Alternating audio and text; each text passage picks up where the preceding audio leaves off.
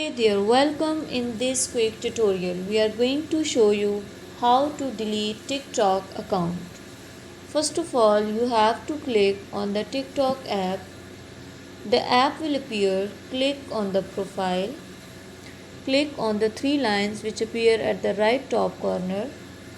Click on settings and privacy. Now click on the account.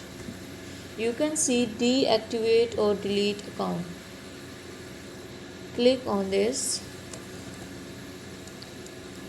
Here two options will occur: deactivate account or delete account permanently. If you want to deactivate your account permanently, then you have to click on, and if you want to deactivate your account for some time, then click on the above option.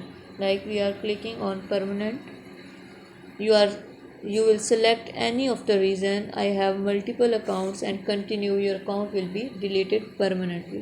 That was all how to delete your account from TikTok. Thank you so much. Please consider showing your support by commenting, liking, sharing, and subscribing to our channel for more valuable content in the future.